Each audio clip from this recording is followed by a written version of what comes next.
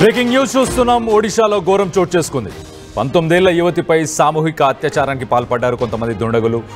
Puri beach సమీపంలో ఈ సంఘటన చోటు చేసుకుంది. ప్రియుడితో కలిసి బలిహర్ చండి అనే ఒక ఆలయానికి వెళ్ళింది ఆ యువతి. వెళ్ళిన తర్వాత ఏకాంతంగా ఉన్న సమయంలో ఆ జంట వీడియోలు తీశారు కొంతమంది దుండగులు.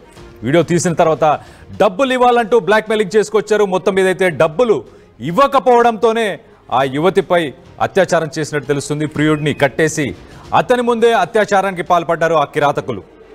13న ఈ ఘటన చోటు చేసుకున్న తర్వాత ఆ రోజు రాత్రి బాధితురాలు ఫిర్యాదుతో పోలీసులు అయితే కేసును నమోదు చేసుకున్నారు. ఆ ముగ్గురిని అరెస్ట్ చేశారు. ఇప్పటిదాకా మరొకరు పరారీలో ఉన్నట్టు తెలుస్తుంది. మొత్తం మీద అయితే ఒక దారుణం, ఒక ఘోరమైన సంఘటన చెప్పుకోవచ్చు. ఆ యువతి అలాగే యువతితో పాటు ఆ ప్రియుడు ఒక టెంపుల్కి వెళ్ళి వాళ్ళు ఏకాంతంగా ఒక ప్రదేశంలో ఉన్న సమయంలో వాళ్ళ వీడియోలు తీసి మీ తల్లిదండ్రులకు చూపిస్తాము, వాళ్ళందరికీ చూపించి మిమ్మల్ని బట్టబయలు చేస్తాం, మిమ్మల్ని బయటపడతామని చెప్పేసి బ్లాక్మెయిల్ చేశారు. మొత్తం ఏదైతే బ్లాక్మెయిల్ చేసి డబ్బులు ఇవ్వాలని చెప్పి డిమాండ్ చేశారు. వాళ్ళ దగ్గర డబ్బులు లేకపోవడంతో ఆ యువతిని సామూహికంగా అత్యాచారం చేశారంటూ తెలుస్తుంది. ఈ దుండగులు, ఈ కిరాతకులు ఎవరైతే ఉన్నారో ఆ ప్రియుడిని కట్టేసి ఆ ప్రియుడి ముందే ఈ ఘాతుకానికి పాల్పడ్డారు. మొత్తానికైతే ప్రస్తుతానికి ఆ రాత్రి ఆ అమ్మాయి పోలీసులకు ఫిర్యాదు చేసిన తర్వాత పోలీసులు కేసు నమోదు చేసుకొని దర్యాప్తు చేస్తున్నారు. దీనికి సంబంధించి ముగ్గురిని ఇప్పటిదాకా అరెస్ట్ చేశారు. ఇంకొకరు పరారీలో ఉన్నట్టు తెలుస్తుంది. దీనికి సంబంధించి మరిన్ని వివరాలు మా ప్రతినిధి శిల్ప ఉన్నారు. శిల్పతో మాట్లాడి తెలుసుకునే ప్రయత్నం చేద్దాం. శిల్ప, ఆ పరారీలో ఉన్న ఆ వ్యక్తిని కూడా పట్టుకున్నారా? ఏంటి అసలు ఈ సంఘటన జరిగిన తర్వాత తన సిచ్యువేషన్ ఎలా ఉంది? ప్రియుడితో కలిసి ఇటు ఒడిశాకు వెకేషన్ కి వెళ్లారు. 19 యువతి ప్రియుడితో కలిసి వెకేషన్ కి వెళ్లారు. ఈ సమయంలోనే అక్కడ ఉన్నటువంటి యువకులు అదనుగా చూసుకొని వాళ్ళకు సంబంధించినటువంటి ఏదైతే వాళ్ళకు సంబంధించినటువంటి వీడియోను వీళ్ళు రికార్డ్ చేసి డబ్బులు డిమాండ్ చేయడంతో వాళ్ళ దగ్గర లేకపోవడంతో వెంటనే అటు ప్రియుడిని నిర్బంధించి అనంతరం యువతి పైన గ్యాంగ్ రేప్ చేసి పరారయ్యారు. వెంటనే ఆ బాధితురాలు ఒకవైపు అక్కడ ఉన్నటువంటి పోలీస్ స్టేషన్ ఆశ్రయించింది. వెంటనే పోలీసులు దీనిపైన కేసు నమోదు చేసి అక్కడ ఉన్నటువంటి కెమెరాల ఆధారంగా వాళ్ళని పట్టుకున్నారు. మొత్తం 4 యువకులు ఇందులో ఇన్వాల్వ్ అయినట్టు కూడా తెలుస్తుంది. ఒకవైపు ఒడిశాలో ఒకవైపు ఇది బీచ్ సమీపంలో అయింది. సో ఈ బీచ్ కి రోజుకి కొన్ని వేల మంది వస్తుంటారు. ఈ వేల మంది వస్తూ ఈ విధంగా రక్షణ లేకుండా పోయిందంటూ కూడా ఒకవైపు రాష్ట్ర వ్యాప్తంగా కూడా ఒకవైపు సంచలనంగా మారింది. ఇటు మహిళా భద్రతమైన మరోసారి అక్కడ చర్చలు మొదలయ్యాయి. ప్రధానంగా ఇప్పటికే పోలీసులు కేసు నమోదు చేసి దర్యాప్తు ప్రస్తుతమైతే మొదలు పెట్టారు. ఒకవైపు బాధితురాలకు వైద్య పరీక్షలు కూడా నిర్వహించారు. ఇంకోవైపు ముగ్గురు నిందితులను పట్టుకున్నారు. ముగ్గురు నిందితుల ఫోన్లను కూడా సీజ్ చేసి ఫోరెన్సిక్ ల్యాబ్ కూడా పంపారు. ఇంకోవైపు మరో నిందితులు పరాల్లో ఉన్నట్టు కూడా తెలిసింది. అతని కోసం గాలింపు చేస్తున్నారు.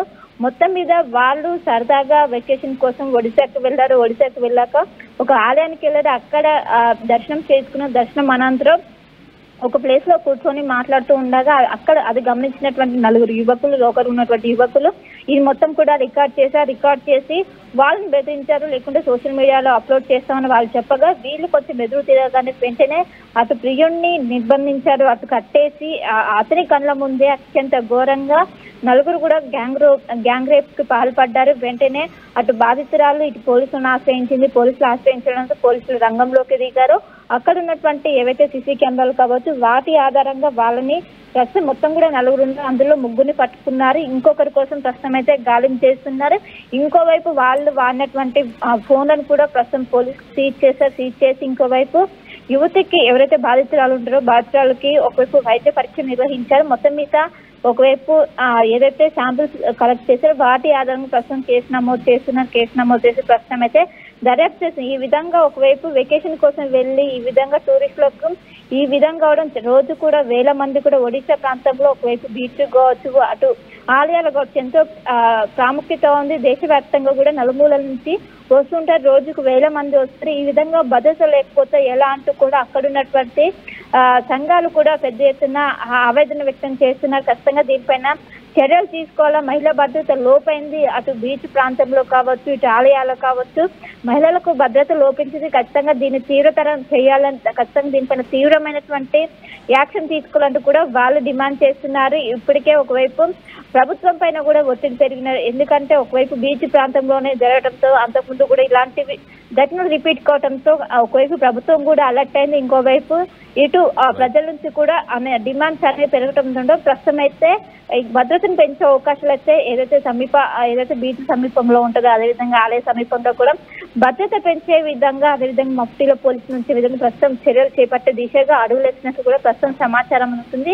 మొత్తం మీద ఈ ఎంటైర్ ఘటనలో మొత్తం 4 ఇన్వాల్వ్ అయ్యారు. 3 ప్రస్తుతం పోలీసుల అదుపులో ఉన్నారు. ఇంకొకరి కోసం ప్రస్తుతం పోలీసులు గాలిస్తున్నారు. ఎవరైతే బాధితురాలు ఇచ్చినటువంటి ఫిర్యాదు మేరకు ప్రస్తుతం పోలీసులు కేసు నమోదు చేసి దర్యాప్తు చేసిన, అదేవిధంగా నిందితులు గతంలో ఏమైనా చేశారని కూడా ఒకవైపు దాని గురించి కూడా ప్రస్తుతం పోలీసులు ఎంక్వైరీ చేసి ప్రస్తుతం అయితే దర్యాప్తు చేస్తున్నారు. Right Shilpa, thanks for the update. ఈ మధ్య కాలంలో మనం చూస్తే కనుక ఒడిశాలో ఇలాంటి మరొక సంఘటన జూన్ 15 కూడా చోటు చేసుకుంది. గోపాల్పూర్ బీచ్, ఏదైతే గంజం డిస్టిక్ అనే ఒక డిస్టిక్ ఉంది, ఆ డిస్టిక్లో కూడా ఇలాంటి సంఘటనే, బీచ్లోనే ఇలాంటి సంఘటన మరొకటి కూడా చోటు చేసుకుంది. ఈ మధ్యకాలంలో ఇలాంటి సంఘటనలు ఎక్కువ శాతం ఒడిశాకు సంబంధించిన బీచెస్లో ఇలా జరుగుతుంది. సో ప్రస్తుతానికైతే దీనికి సంబంధించి పోలీసులు సెక్యూరిటీ వైజ్, సేఫ్టీ వైజ్ వాటికి సంబంధించి చర్యలని తీసుకునే ధోరణిలోనే ముందుకెళ్తున్నట్టు కూడా తెలుస్తుంది. ఇలాంటి సంఘటనలు రానున్న రోజుల్లో కూడా ఇలాంటి ఏం జరగకుండా చూసుకునే ప్రయత్నం కూడా చేస్తామని చెప్తున్నారు. ఇలాంటి సంఘటనలు చూసినప్పుడు ఏమనిపిస్తుంది మీకు అనేది కింద కామెంట్ రూపంలో తెలియపరచండి. మొత్తం మీద అయితే ఒక దారుణమైన సంఘటన చోటు చేసుకుంది. ఒక 19 సంవత్సరాల ఒక కాలేజ్కి వెళ్ళి ఒక కాలేజ్ స్టూడెంట్ తన బాయ్ ఫ్రెండ్తోని, తన ప్రియుడితోని ఏకాంతంగా తను సమయం ఏదైతే ఏకాంతంగా గడుపుతున్న సమయాన్ని వాళ్ళు చిత్రీకరించి తనని బ్లాక్మెయిల్ చేయడం స్టార్ట్ చేశారు. డబ్బుల కోసం ఇంత దారుణానికి దిగారు.